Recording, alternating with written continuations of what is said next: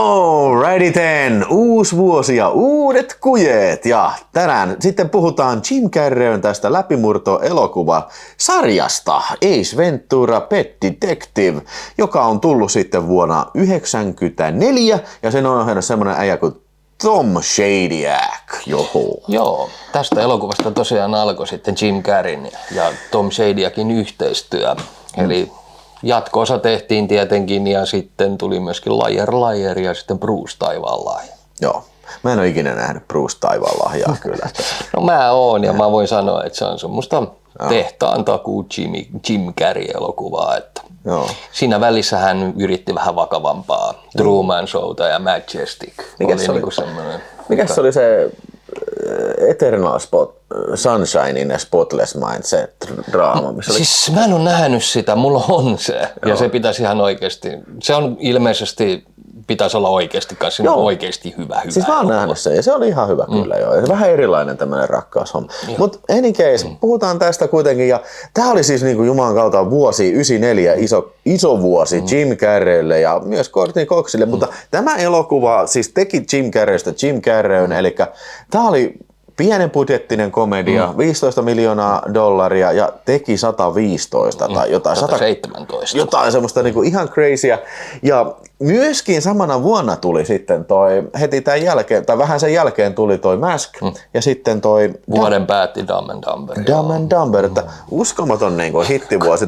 Se teki niinku Jim Carreystä heti pisti niinku, teko nollasta niin ihan sataseen siitä. Joo, sitten. siinä on ihan kiva vuosi, tämmöinen yli $500 million tuotot studiolle tehnyt, eli niin kuin ei ainakaan paskemmin voinut vuosi mennä. Että, just joo. Ja myös niin kuin, hei, Courtney Cox. Joo, Friendit alkoi 94 vuonna ja että aika isoja vuosia kummallekin. Kyllä. Mutta mitä sä luulet tapauksesta, minkä takia tämä oli näin suosittu tämä Ace Ventura? Että aletaanko puimaan vähän sitä, että mistä sä kertoo? No siis tämähän kertoo semmosesta, että Miami Dolphinin, tämä jenkkifutisjoukkueen maskotti, semmoinen delfiini varastetaan ja sinne sitten palkataan semmoinen Melissa hoitamaan, niin kuin, etsimään se delfiini ja hän palkkaa sitten Jim Carreyn esittävän Ace Ventura Pet Detective, eli tämä lemmikki etsivä. Mikä se oli? Eikö se ole lemmikki dekkari Suomessa? Joo. Ja hän sitten lähtee etsimään tätä delfiiniä ja jäljet johtaa mitä ihmeellisimmin paikkoihin. Että, Joo, ja siis niinku, tää on vähän tämmönen elokuva, että ei tää juoni nyt niin sillain kauhean kiinnostava ottaa sillain, mikä johtolangat löytyy ja tällä miten se tarina etenee, mutta siis Ace Ventura on tässä tää nimenomaan titulaarinen karakteri täällä ja se on tää niinku huomion keskipiste, eli Ace Ventura on hyvin tämmönen eksentrinen mies, joka niinku, mä en oikein osaa sanoa, että se, niinku, tää on niinku tämmönen pistetty tehosekottimeen kaikki nämä Jim Carrey on nämä suositut hahmot, kun sehän oli siinä semmoisessa sarjassa kun In Living Color. Joo, semmoinen. Se tuli 90-94. Niin. Joo, mä en ole ikinä nähnyt yhtäkään jaksoa. Mä oon hyvinkin ja YouTube on täynnä niitä sketsejä. Joo. Eli se oli lähinnä teki jotain hahmoja matki, esimerkiksi Stallone teki ja Vanilla Icea muun muassa matki siinä musiikkijutuilla sun muuta. Mutta hänestä tuli siis todella suosittu ja sitten ne Williamsin veljekset on hyvin sanonut, että he löysivät komediamaailman, mustan komediamaailman Eminemin. Eli se oli valkoihoinen mustien kanssa näyttelijä. Tämä oli mustaa huumoria, teki valkoinen kaveri. Ja hyvin teki. Joo. Kiinnostaisi kyllä nähdä In Living Coloria kyllä, mutta niin kuin, tässä ilmeisesti justiin tämä Ace Ventura on vähän niin kuin sellainen yhdistelmä kaikkea näitä hahmoja. Esimerkiksi justiin tämä Alrighty Then juttu. Joo, ja se oli se homohahmo oli se. Ja sitten se perseellä lauleskelu oli niin kuin isokin niin kuin hänen niin kuin tavaramerkki siinä sarjassa. Joo. Ja kyllä mä sanon, että tämä justiin niin kuin Jim Carreyn tämä energinen suoritus, ja siis suoraan sanoen niin kuin tällainen maaninen suoritus, niin kuin tällä Ace Ventura. Että siis tällä on niin kuin, koko ajan sillä on aina comebackin niin kuin joka juttu, ja sitten se aina niin kuin ilvehtii yksinään. Siis muista hyvä esimerkki se, kun se niin kuin siellä Udokierin bileissä, kun se menee tutkiin, että mitä siellä kellarissa on tai tällä. Ja sitten se menee sen vessan kautta sinne ulos, niin se on pakko vaikka se on yksin siinä paikalla, se on pakko ilmehtiä sillä, että se hiippailee. Joo, ja menee seinään pitkin, vaikka on lattia siinä. Niin, just näin, että se hyppää se meinaa liukastua. Ne on pakko koko ajan tehdä tuommoista jotain. Ja muutenkin aina kun se puhuu niille kyttäkavereilleenkin, tai no ei ne kavereille, kaikki ilmeisesti vihaa sitä, kun se on niin kummallinen jätkä siinä. Niin... No, mutta se on aina oikeassa. Se on aina oikeassa, kun se on niin vitun hyvä, mutta se ärsyttää kaikkia tahalteen, kun se ei ota mitään vakavasti. Ja ehkä yksi mun suosikkikohtaus tässä on just se, kun se pulskakyttä tulee siinä, katsopas tätä, mitäs tähän teet, että se tallaa ton torakan, että mitäs siihen sanot, herra lemmikkikyttä. No ensinnäkin mä varmaan miettisin, että mistähän tää murhaaja sai motiivin tappaa. Niin se näki sen torakan ja näki sen kalun koon, tuli kateeksi ja sitten tappoi sen siinä. Just tämän tyylistä. Tässä on paljon tämmöistä kikkelivitsiä ja kikkelivitsiä ja tämmöisiä hölmöilyvitsejä. No, mulla suosikki on se heti alussa, kun otetaan luulot pois, kun se menee hakemaan sitä lemmikkiä pois ja sitä esittää Dexter Randall Koppi, ei kun siis Randall the Tex Koppi esittää sitä tyyppiä, jolta se menee hakemaan sitä koiraa pois, niin se on hauska kohtaus kyllä. Siinä se lässyttää menemään ja siinä otetaan luulot pois heti. Että... Joo. Siis tässä on paljon klassikkokohtauksia. Just tää asshole me kun se puhuu perseestä ja sitten on se just se huutaa sitä Joo, ja sitten se kun se kelailee taaksepäin sitä mielisairaalan kohtauksessa. Eli siinä on semmoinen kohtaus, kun se soluttautuu mielisairaala potilaaksi ja se on palettipuvussa siinä ja sitten se tekee soteen hidastettu. Se esittää soteen mitä se heittää amerikkalaista jalkapalloa ja sitten se ja now in reverse playback. Se ihan nerokkaasti tehty kyllä. Ja siis ei kuka tahansa pysty tommoseen. Niin ja mä sanon, että tää on semmonen, Käri on vähän semmonen, että se on tosi paljon tekee eleillään. Että ruumiilla tekee tosi paljon sitä komediaa, mutta hän myöskin kasvoilee tälleen. Että osaa vääntelehtiä tällä, mutta myöskin hän on hyvä matkimaan. Ja silleen, esimerkiksi se vetää William Shatneria tässä ihan saatana hienosti. Joo, ja sitten pikaisesti imitoi myös Sean Conneria ja kaikkea. Siinä on paljon. Siis, tää on semmoinen elokuva, mun täytyy sanoa, tää on semmoinen elokuva, että mä en ole kauhean usein nähnyt tätä. Siis tää ei ole, mä tiedän, että siellä on varmaan paljon ihmisiä, jotka on nähnyt tämän tyyliin miljoona kertaa. Mä en oikeastaan nähnyt tämän, kun mä oon nähnyt kerran leffoissa. Ja sitten oli pitkä aika, ehkä jostain DVDltä sitten katsoin, mutta tää on ollut, nyt tää kun 4K tuli hommattua sitten niin siis ensimmäinen kerta varmasti enemmän kuin 10 vuoteen, kun on katsonut. Mutta sä oot ilmeisesti nähnyt. Olen useammin nähnyt myös tätä. Mutta sitten myöskin metallipäät tykkää tästä jostain kumman syystä tästä leffasta. Ja tässähän on tietenkin tämä kuuluisa kohtaus, missä mennään Cannibal Corpsen keikalle. Ja siellä tapahtuu asioita.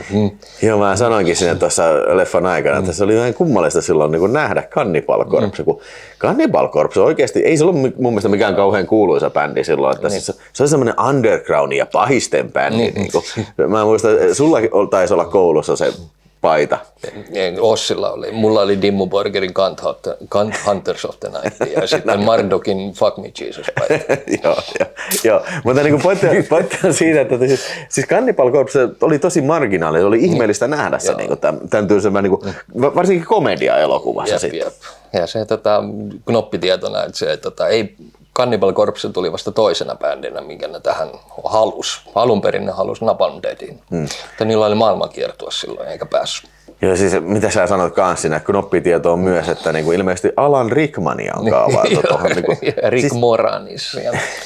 Joo, ehkä mä voin jotenkin nähdä Rick Moraniksen, mutta vittu en kyllä Alan Rickmania kyllä. Niin, ja Whoopi Goldberg, että ne meinas, että ne tekee myöskin naisversion tästä. Mitä mä tavallaan senkin näen ehkä tossa, mutta Alan Rickmania en näe.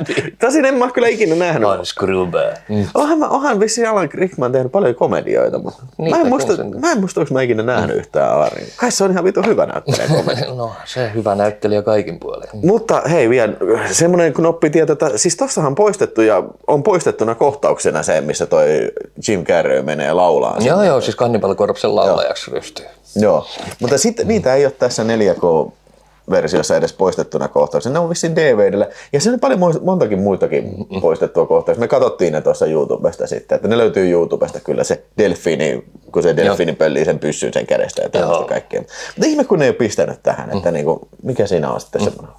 No olisi kyllä voinut laittaa, mutta siinä oli mun mielestä siis poistetussa kohtauksessa oli ainakin se, missä se saksaksi veti sen. Niin, se oli hauska kohtaus, että mä ihmettelin, miksi se oli otettu pois. Mä sen baarikohtauksen ymmärsin. Joo, se ei ole hauska. Se ei ole hauska ja ei se ole hauska, että se ottaa piilolinssiä ja vetää paskaksi, kun toinen vetää pullon paskaksi ja alkaa sitä piilolinssilla huhkaa. Niin se on vähän pitkä kohtaus, se baarikohtaus. Se on, mutta kuitenkin niin, siis ehdottomasti tämä elokuva on niin kuin Jim Carreyn show, että tässä just kun puhuttiin näistä muista näyttelijöistä, niin olisi vaikea kuvitella, miten se olisi toiminut niin kuin ainakaan tällä samalla lailla. Sä et saa tähän ketään. Jos mä niin ainoa, jota mä vähän etäisesti edes pystyisin tähän laittamaan, olisi Steve Martin.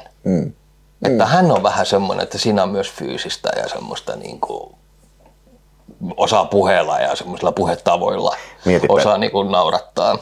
Mietit Leslie Nielsen. No se olisi voinut kans olla. Eddie Murphy. Hän myöskin. Eli kyllä niitä äkkisiltä, jos alkaa miettiä, niitä löytyy, mutta nämä on kaikki nämä on jo tähän aikaan ollut suuria nimiä. Niin, ja siis kuitenkin jos miettii tosiaan Leslie Nielsen tai Eddie Murphy tai mitä tahansa, niin ne olisi sitten, tämä olisi ollut niin kuin, se olisi ollut Leslie Nielsen elokuva. Tämä ei olisi ollut silloin niin Ace Ventura-elokuva. Tässä on varmaan yksi niin kuin, myös se niin kuin, tempo, mitä tässä tehtiin, oli se, että Jim Carrey oli verrattain tuntematon vielä.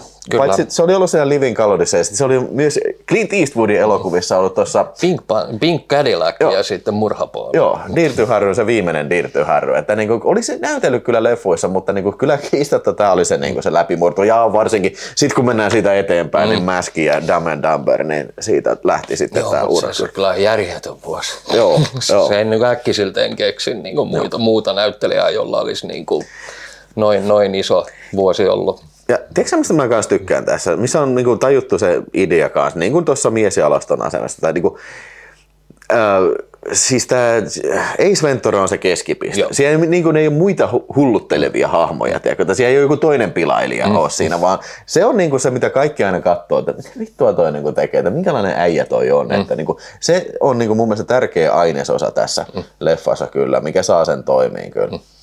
Sitten mä haluaisin puhua että sun kanssa myös sitä, että mitä jos nämä jutut tuotaisiin tähän päivään? Niin, joo. Se on ihan hyvä pointti. Tämähän on aika lailla homofobinen elokuva ja transfoobinen nimenomaan. Että misogyyninen.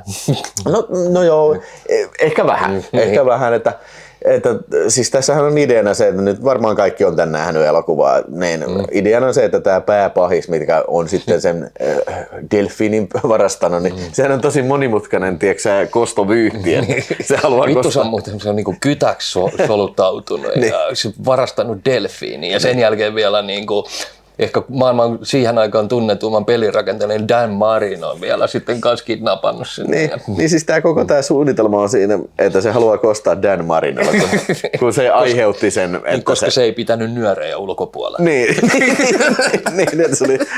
sen takia se meni se voittopotku meni vittuiksi ja sitten se elämä meni pilalle. Koko tämä juoni on sen takia. Koko elämänsä. Niin, mutta se mies on muuttanut itsensä naiseksi ja nainen on tämä poliisipäällikkö ja sitten kun se käy ilmi ja sitten Jim Carrey tulee se pitkä montaasi, missä soi Crying Game. Niin ja sitten kun näkyy, että selviää, että sillä on kulkuset, niin kaikki poliisitkin alkoi oksentaa siinä paikan. Joo, ja siis se kohtaus niin kuin, ihan vähänkin, okei, mä oon vähän semmoinen jätkä, että I don't care, niin kuin, mun mielestä on niin kuin, hyvää huumoria tämmöinen, mutta kyllä se ehkä tuntuu jopa munkin mielestä vähän vanhentunalta se kohtaus, missä vetää se, lopussa vetää sen niin kuin, vaatteita pois. Olisiko naisella näitä, niin kuin, ottaa tissit niin kuin, alushousuille ja sitten, no olisiko naisella tätä, että niin kuin, odottaa näkemättä siellä on kulli tällä, mutta niin kuin, se on ehkä vähän sillä tavalla, eikä mä tiedä, onko se niin kuin, onko se sitten niin kuin, ehkä vähän lopussa ei ole niin hauska filmi, tiedätkö, että se kun joo, se aikaa myöten alkaa menee jo. Niin. Jotenkin tuntuu, että se niin kuin, tuntina, jostain tunnin olisi ollut, niin se olisi melkein parempi. Että siis, koska tähän alkaa väsyyn tuohon kärrin vääntelyyn, että sitä tulee vittu tykin suusta koko ajan, että se ei hellitä missään vaiheessa. Sä et ota missään vaiheessa tätä jatkaa tosissaan. Niin, voisiko se olla siltä tämän elokuvan vahvuus on Jim Carrey, mutta se on myös vähän niin kuin tämä heikkous tässä, että kun se alkaa kyllästyttää, niin se alkaa kyllästyttää ja mä satun tietämään ainakin yhden, joka ei voi sietää niin kuin Jim Carreytä.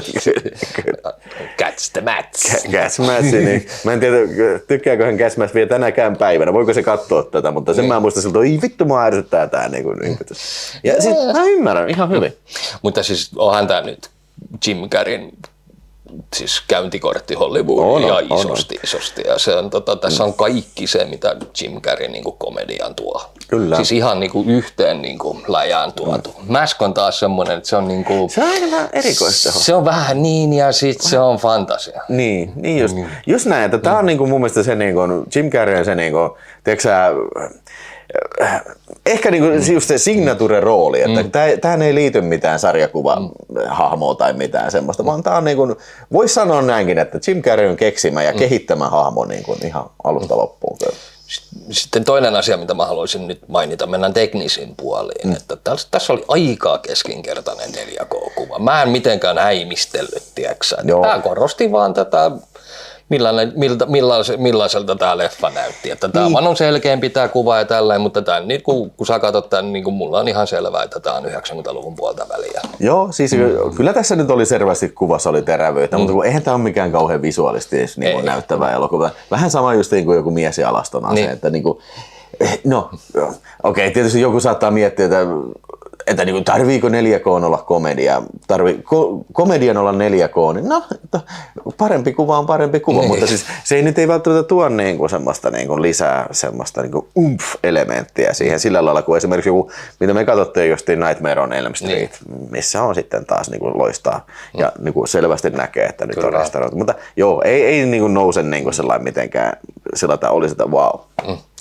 Mutta siis kaikin puolin muuta. Joo. Ja se on hauska kohtaus se, missä soi Crying Game. Niin, se on. Se, jotka olette nähnyt Crying Game-elokuvan, niin tiedätte kyllä, miksi se siellä soi. Joo, ja se on hauska kohtaus, koska se on niin yliampuva se, että se on pakko vetää sillä imukupirkin suuta, että se on sitten menee miestä. Polttaa vaatteensa ja menee itkeen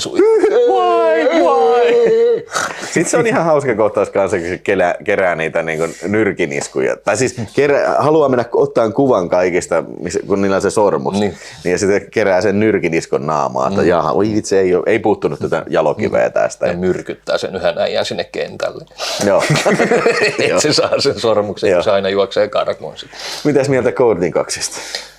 No, hän selviää tuosta työstänsä ihan hyvin, mutta kyllähän se nyt selvää on, että naiskauneutta se tuli tähän tuomaan. Joo. Siellä hän oli muitakin siis ehdolla ollut. Siis tietysti Sean Young, mikä on siis Blade Runnerissa, niin sehän on tää poliisipäällikkö. Einhorn is a man. Niin se oli tässä poliisipäällikkönä kyllä. Ja, hyvin meni sillä. Mutta siis kaikin puolin muutenkin siis hyvä ja soundtrack oli ihan hauska. Niin ja hei, tosta vielä hyvä mainita toi, että siis soundtrack, eli siis musiikit on tehnyt tähän leffaan Ira Newborn, joka on siis tehnyt myös tuohon Mies ja alaston osa ja miljoonaa muuhun leffaan. Tässä on vähän samanlaista soundia. Joo, ja sitten kyllä hän tietää, miten komedioita pitää musiikit laittaa ja mitä kuuluu mihinkin. Tämä oli oikein hyvä. Tämä oli oikein hyvä. No niin, mitä sä annat arvosanaksi? Mä annan tälleen 3,5 tähteä vahvat sellaiset. Tämä täytyy sanoa, että aika on syönyt tätä. Se kyllä täytyy sanoa. No mulla ei ole sillä lailla, että aika olisi syönyt, koska mä en ole ihan oikeasti kauhean montaa kertaa nähnyt tätä. Ja olikin innolla, odotin, että pääsen katsomaan. Mutta siis sanotaan näitä ilman Jim Carreytä. Tää olisi varmaan 2,5 tähteä. Mutta siis kyllä toinen on semmoinen luonnonvoima ja ihmeellinen suoritus kyllä tämä näytteli suoritus tässä Jim Carreyltä, että kyllä se nostaa siihen. Mä sanon myös 3,5 tähteä, että en mä vitti 4 tähteä mennä vaikka. Tämä varmaan monelle on semmoinen niin te-komedia teksti, mikä kattoilee monta kertaa, mutta ei täällä ole samanlaista kaikua kyllä meikäläiselle kyllä. Kuin esimerkiksi Mies ja alaston asemalla tai joku faijalla homma hanskassa tai joku semmoinen. Niin, joo, ja sitten vaihtokaupat ja Niin, mutta kyllä tämä voisi sanoa, että tämä on tämmöinen niin kuin komedia, joka niin kuin on tietyn aikakauden merkki. On ja sitten silloin tämä 94 oli vuosi, jolloin Jim Carreyn tuleminen tuli isosti ja sen jälkeen ja vielä tähänkin päivään asti jatkuu. Kyllä mä silti tykkään enemmän tosi nuijasta. Se on, siinä on kyllä omat, siinä mennään räävittömyydessä niin kuin askeleen eteenpäin tästä. Joo, ehkä se pitää meidän joskus katsoa, mutta katsotaan nyt seuraavaksi se kakkonen. Itse asiassa nyt me joudutaan nyt eri päivänä katsoa tää kakkonen, koska siis mä itse menin tuonne 5 tälle leffadivariin. Mä kysyin, että hei, onko täällä Ace Ventura, siis luontokutsu. Ja se, joo, hei tossa on, se antoi tämän käteen. Mä en niinku yhtään kattonut, mä oon jotenkin niin vitun sokeina ollut tällä, että mä oon okei, se on tää ja mä en yhtään kattonut. Ja nyt tossa kun vittu otin tämän käteen, että hei, vittu, tää on niinku ykkönen. Tää on vittu Ace Ventura ykkönen. Tää nyt tarvii hommata se siihen, mutta... Joo, älä sitten hommaa Slipari DVD:tä. Kyllähän se niin kuule oli, että Ace Ventura ensimmäinen elokuva oli niin suuri hitti sitten maailmalla ja USAssa, niin heti seuraavana vuonna sitten tuli jatko-osa Ace Ventura When Nature Calls, eli Ace Ventura ja luonto kutsuu sitten, joo. Joo, ohjaajaksi valikoitui käsikirjoitusmies nimeltä Steve Odenkirk, joka siis käsikirjoittanut muun muassa pääkouluprofessorin. Niin hän on niinku komedian kirjoitellut komediaa vaikka ja mitä. Mutta ei kauheasti ohjannut. Ei, se Kung Pov oli se, joo, varmaan se tunnetuin hän. Ja Nothing to Lose. Joo. Joo, se oli itse asiassa ihan hyvä. Joo. Onko toi jotain sukua sille Pop Odenkirk?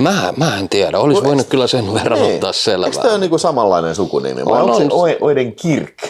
En mä tiedä. Tää on Odenkirk.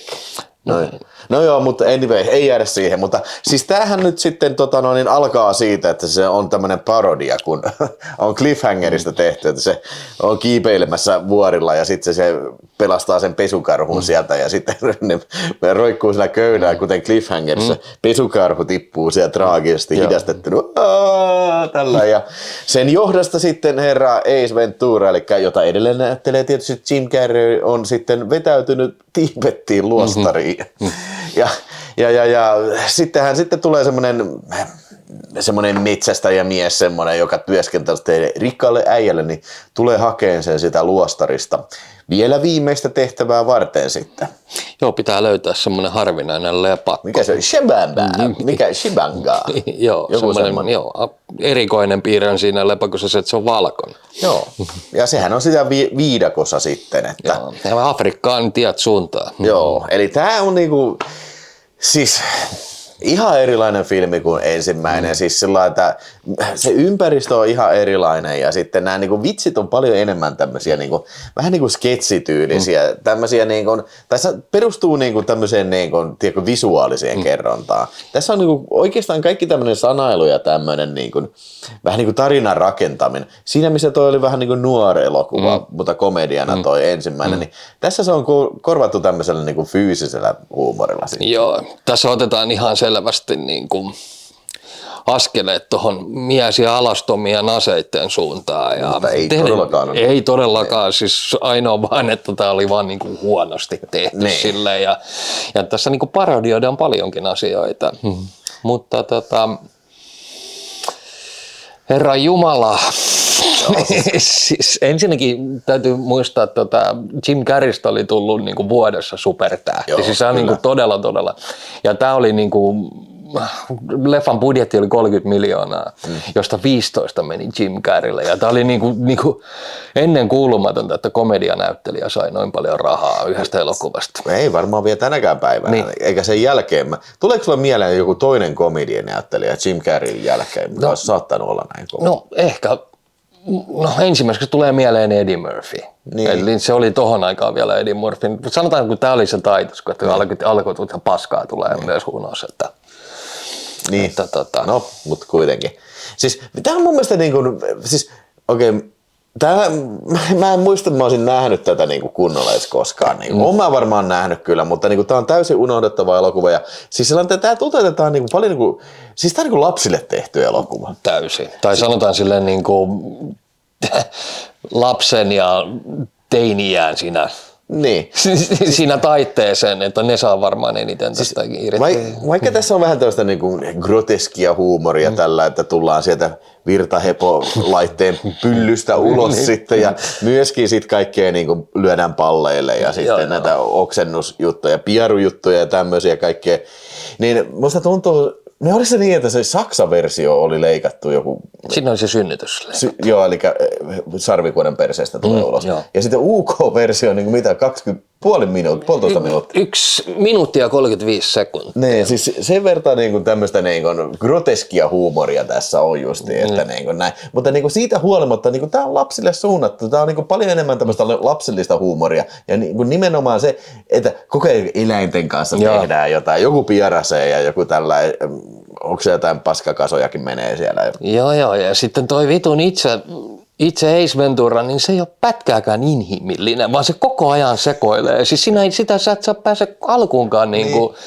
Siis se, että kun siinä ensimmäisessä löytyy niitä inhimillisiäkin puolia, että se väkisin, että jos sä kyselit tyhmiä tai jo kohtelit häntä huonosti, hän vittu antoi palaa sitten suoraan päin näköä. Siis nimenomaan siis semmoinen niinku sarkastinen vastaus siinä, semmoinen sanailu. Niinku. Ei, tässä ei oikein ole ollenkaan semmoista. Tämä sekoili alusta loppuun ihan täyttä sekoilua ja koko ajan kaikki ne manööverit, mitä siinä ja ne jutut, mitkä nauratti ykkösessä, niin se on yrittänyt tehdä ne samoin, ainoa vaan, että vitusti alleviivaavammin ja todellakin korostaen liikaa. Ja kaikki semmoinen näyttelytyöskentely, näyttelijäkin oli semmoisia tosi teatraalimaisia, ihmetteli hänen touhuja tälleen näin. Niin kuin. Ja sitten tässä on sekin ongelma, tiedätkö, tällainen, otetaan tämmöinen hahmo, mikä työskentelee kaupungissa ja tällä on etsivä tällä. Sitten kun se tuodaan viidakkoon ja jokin alkuasukas heimo, niin se ei ole enää yhtään samanlainen hahmo, tiedätkö, että eikö se ollut niin, että Jim Carrey oli, niin kuin, tiedätkö, se ei voi niin kuin, sietää tätä elokuvaa. Joo. Onhan tämä just tämmöinen vähän vanhanaikainen viidakkoseikkailu, tiedätkö, että valkoinen mies tulee niin kuin, pelastamaan sitten Afrikan heimot sitten. Ja siis just tämmöiset kaikki stereotypiat on, niin kuin, että minkälaisia Afrikan heimot on. Totta kai ne asuu kaikki niin kuin, tämmöisessä oljista tehdystä kylähökkeleistä ja niillä on omituisia rituaaleja, tiedätkö, kaikilla. Joo. Tässä on kaikki nämä kliseet ja siis oli varmaan siihenkin aikaan, kun tämä tuli, niin oli vanhentunut, mutta kun siis mun pääasiallinen pointti on se, että tämä ei ole enää samanlainen hahmo, se on oudossa ympäristössä, ei sille tule niinku sellaista samanlaista saumaa, niinku, tehdä siis semmoisia juttuja, mitä se tekee ykkösessä. Mikä teki ykkösestä hienon? Niin ja sitten kun tässä ilmeisesti haetaan sitä, että kulttuurille törmää juttua, mutta kun en mä saanut siitä kiinni. Mun mielestä ne ei edes törmännyt, vaan kuka tahansa olisi törmännyt tämän Ace Venturan kanssa, kun se oli niin vitun sekopää. Siis se oli siinä, sä et saa kiinni siitä niin kuin edes vähänkin, niin kuin, että inhimillisyys, että siitä jätkästä niin kuin kokonaan poistettu. Että se koko ajan sekoilee alusta loppu. Selvää on, että se elukoita tässä rakastaa tosi paljon, kun tässä mun mielestä alleviivataan myöskin se eläinsuojelupuoli tässä. Eli niin kuin esimerkiksi se Monopoly Man. Kun se veti sitä turpaan ja teki siitä turkiksen. Ja se oli hauska ja nokkela kohtaus, mutta se oli niitä todella harvoja sellaisia, mitä tässä leffassa oli. Miten sulla jäi mieleen niin kuin hauskoina kohtauksia? No se oli mun mielestä hyvä kohtaus, kun sitä Monopoly-mäniä pisti kuonoon. Sitä oikeastaan sinäkin jäi mieleen, vähän sitä ennen kuin sä löi sitä turpaa. Joo. Kun se nauroi siinä, niin, että siinä oli niin kuin, että sille vittuiltiin ja se alkoi vittuilleen takaisin. Et siinä oli mun mielestä Ace Ventura ja Jim Carrey on elementissä, kun se alkaa se vittuilu. Joo, ja siis se on ihan hauska se alkukohtaus, se cliffhanger-kohtaus kyllä. Ja sitten, no varmaan kaikki muistaa tästä sen justiin tämän sarvikuonoperseestä ulostulokohtaus, mutta ei se ole mun mielestä hauska kohtaus. Ei se ole. Että niinku, mä voin kuvitella, että killit nauraa rekättää menemään tämmöisestä, että joku tulee pyllystä. Ei se ole mikään, niinku, ei siinä ole mitään tuossa kohtauksessa, ei mitään. Mutta joo, kyllä täytyy sanoa, että niinku, Jim Carrey vetää vähän niinku, vielä niinku, enemmän yli kuin ykkösessä. Ja siis alkaa vähän niinku, ärsyttää nämä maneerit tässä kyllä. Että, niinku, periaatteessa niinku, ihan helppo ymmärtää, että vaikka tämähän oli hirveä hitti, 200 miljoonaa. 213. Niin. 30 militsillä, niin todella hyvin. Siitä huolimatta on jotenkin helppo ymmärtää se, että niinku Jim Carrey on varmaan yhtään kiinnostanut tehdä tätä. Ja siis se, että niinku, hänen mielestään tämä oli tosi paska leffa, miten se katuu. Ja se, että niinku, vaikka se oli hitti, niin eiköhän tässä oltu jo niin Ace Ventura niin nähty, että mitä sillä idealla voidaan tehdä ja mihin se pääsee. Että, niin kuin, Mikä on seuraava elokuva voinut tästä olla sitten? Niin kuin, jos on ollut Jim Carrey-elokuva, puhutaan vielä yhdestä elokuvasta. Tosi vaikea sanoa. Eikö tämän jälkeen tullut tämä Cable Guy? Taisi tulla joo. Joo, se taisi olla ensimmäinen Jim Carreyn floppi. Niin taisi olla joo. Joo, mutta se no en yhtään ihmettele, kun tämä on ollut laadun niin kuin rima, mikä on edellinen ollut. Meinaan siis oikeasti tästä näkee, että Jim Carrey voi huonosti tässä. Hän ei halua olla tässä, että hän tekee niitä väkisin. Mä en ole ikinä nähnyt Cable Guyta. Se on hyvä elokuva. Se on oikeasti thrilleri. Mä näen sen, että se on thrilleri. Joo. Se ehkä vähän just kertoo siis siltä, että tää oli Jim Carrey oli tällainen niin kuin mun mielestä Pet Detective-ihme ja sitten se Dumb and Dumber. Ja sitten mullakin alkoi vähän niin kyllästyttää. Siis Maskin jälkeen, niin kuin, että okei, mä en tiedä, jaksan mä katsoa näitä. Eli se oli jäänyt vähän välistä, mutta täytyy se joskus kyllä katsoa ja näin. Mutta entäs tää elokuva, niin mitä sä antaisit arvosanasta? Heikko, vitun heikko, 2 tähteä. Joo, ihan sama. Mä tykkäsin soundtrackista, että tässä oli muutamia biisejä, mitkä mä en tunnistin. Taisi olla White Zombieta siellä ja sitten myöskin tätä President of the United States -nimistä, semmoista grungen ja punkin sekoitusta olevan semmoinen bändi, se oli hyvä. Luotan sinun sanasi näistä, minä en tiedä näitä, mutta mä annan ihan saman arvosana, heikko 2 tähteä. En mä yhtään puolta viitti antaa, että niin on sitten paskempaakin nähty, mutta kyllä se tässä niin on vähän niin kuin Ace Venturasta, on jo todellakin puhti poissa ja näin, että niin ihan hyvä, että se loppu varsinaisesti tähän sitten kyllä. Että niin ja sitten, että se, mä oon ihan varma, että Carreyä on lähestytty myöskin 3 saralta ja tultu niin kuin isolla rahanipulla vasta, koska 15 oli ihan käsittämätön tohon aikaa. Ja hieno nähdä, että Jim Carrey päästi sitten kuitenkin, otti järjen mukaan tähän touhuun ja tajunnut, että loppuu tähän hänen osaltaan. Joo. Mutta sitten 14 vuotta myöhemmin tuli. 2009, joo. Joo, tuli semmoinen elokuva kuin Ace Ventura Junior. Joo. Ja tässä näyttelee semmoinen poika, mitä mä en nyt muista sen nimeä. Ja sen oli ohjannut semmoinen äijä, minkä nimeä nyt en muista. Mutta turvallista sanoa, että tämä on ihan niin kuin tämmöinen TV-tason tuotanto sitten. Meillä nyt ei ole näyttää tässä sitä, koska me katsottiin se tuolta YouTubesta. Sieltä sen pystyy näkymään ilmatteeksi ihan jos tämmöinen yhtään kiinnostaa. Joo, siis siinähän suunnitelmat oli paljon isommat kylläkin. Että tähän saatiin ihan oikeasti aika miehekäskin budjetti, 7,5 miljoonaa. Että ottaa huomioon, että mä en tunnistanut yhtä ainuttakaan näyttelijä. Ainoa, mikä mä tunnistin, oli se Pappa Ventura. sen mä tunnistin, se oli Cliffhangerissa se helikopteripappa. Joo. Ja sitten oli tää Kusakin, yksi niistä sisaruksista oli Anna siinä. Hänen äitiään näytteli. Kaikki muu. Joo. Mutta siis tämähän on siis origin story, eli Ace Ventura näyttelee se poika sitten ja se on niinku nuori poika, joka on hyvin eläinrakas ja sitten tekee tämmöisiä tehtäviä, että se etsii eläimiä, että se alkaa siellä eläintarhassa, missä semmoinen allikaattori yrittää syödä sen jonkun rotan siitä, vaikka hiiren vai mikä se on. Ja näin. Ja sitten se pojalta on isä hukuksissa, että mihinkähän isi on mennyt tällä. Ja sitten siellä eläintarhassa, missä äiti on töissä sitten tämä Anna, siis toi Kusakke. Niin siellä sitten on 2 semmoista pandaa, mitkä kidnapataan sieltä sitten. Ja pikkuhiljaa alkaa käymään sitten ilmi, että siellä on naapuristossa semmoinen joku tämmöinen liiga liikkuu, joka kaappailee harvinaisia eläimiä. Ja siitä sitten pikkuhiljaa sillä on vähän nimihakusessa kanssa tällä pojalla sitten, mutta lopulta se keksii sitten Ace Ventura, Pet Detective ja näin. Ja sitten se tämä Pappa Ventura on kanssa ollut jonkin sortin Pet Detective. Ja hänen isänsä sitten käy ilmi, että on ollut tämmöinen Pet Detective. Ja sieltä se löytää tämän kuuluisan havaijilaispaidan ja lähtee sitten etsimään eläimiä. Tämä on ihan lasten elokuva. Siis tämä on niin lasten elokuva. Ja siis tämä näyttää TV-elokuvalta. Tiedätkö mikä mulle tulee mieleen? Mikä mulle tuli väkisin mieleen? Vittu lastentarhakyttä 2. Joo. Ihan just semmoinen vittu pastellinvärinen vittu oksennusläjä saatana. Siis semmoinen, ja siinä kameran liike. Tiedätkö, että menee sellainen, ihan niin kuin jossain TV-sarjassa. Niin kuin, vittu, tässä ei vittu yhtäkään alkuperäistä ideaa koko vittu paskassa. Ja siis, täytyy sanoa, että tämä jätkä on aika vitun paska näyttelijä. Se on ihan sikapaska näyttelijä, ihan sika ärsyttävä.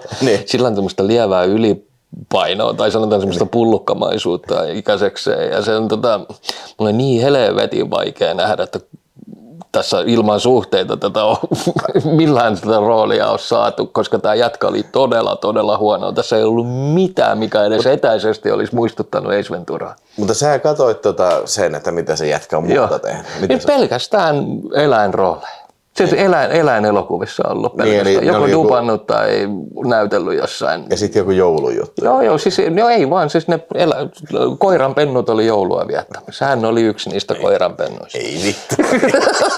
Se on niinku erikoistunut näitä. Joo. Ei, täytyy kyllä sanoa, että siis tämähän ensimmäinen 50 minuuttia, se on niinku tavallinen poika. Ja sitten se löytää sen Ace Ventura-asun, niin sitten se alkaa niinku kopioimaan näitä Jim Carreyn juttuja. Mutta okei, sanottakoon se nyt rehellisyyden nimissä. Se on aika vaikea kopioida, tiedätkö? Se on niinku helvetin hankala, tiedätkö, rooli vetää perässä kyllä. Mutta niinku, siis ei tossa ole kyllä mitään. Ei mitään niinku, tiedätkö? Se ei muistuta ulkoisesti sitä jätkää.